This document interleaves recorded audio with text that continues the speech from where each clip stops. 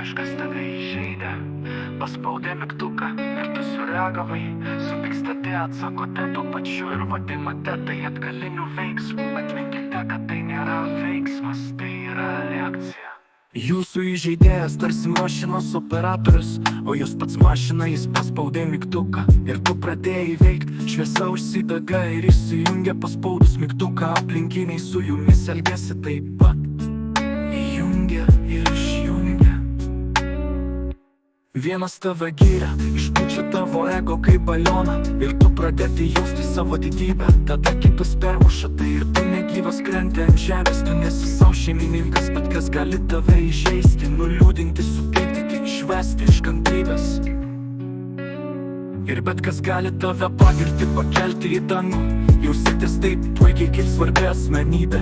Jūs elgiatės pagal kitų žmonių manipulacijas. Ne jūs valdote savo jausmus, o jausmai pagrįsti kitų nuomonę valdo jūs.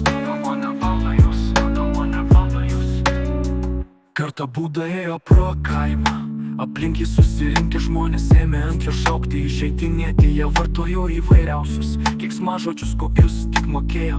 Buda stovėdamas tyliai labai įdėmiai jų klausėsi, o tada pasakė: ačiū, kad atėjote susitikti, bet aš skubu, man reikia į kitą kaimą. Ten manęs jau laukia, šiandien negaliu skirti jums daug dėmesio, bet rytoj grįžtant atgal turėsime laiko pasikalbėti. Rytoj galite visi susiburti ir papasakoti viską, ko nespėjote padaryti šiandien dabar. Jei atleisite, turiu paskubėti. Valstiečiai netikėjo savo ausimis ir akimis. Šis žmogus išliko visiškai ramus, subalansuotas. Kažkas negalėjo atsispirti.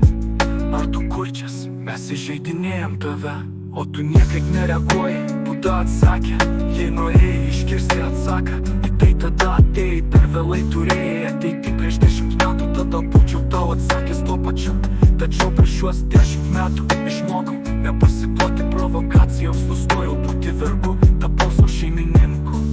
Aš elgiuosi taip, kaip noriu, o ne taip, kaip nori kitas. Aš gyvenu harmonijoje su savimi. Negalite manęs priversti nieko daryti prieš mano valią.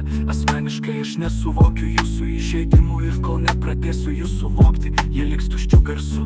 Įmeski upę degantį Freino, jis degs tol, kol palies vandenį. Vos palietus paviršių, upė to jį užgesins. Aš tapau upė, tu svaidai į mane, įžeidinėjimus jie pilni ugnies. Bet kai tik jie pasiekia, mane ugnis užgesta. Mano vandenyje įžeidinėjimai nebegali mane sudeginti.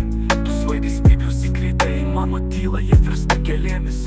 Darau tai, ką liepia širdis.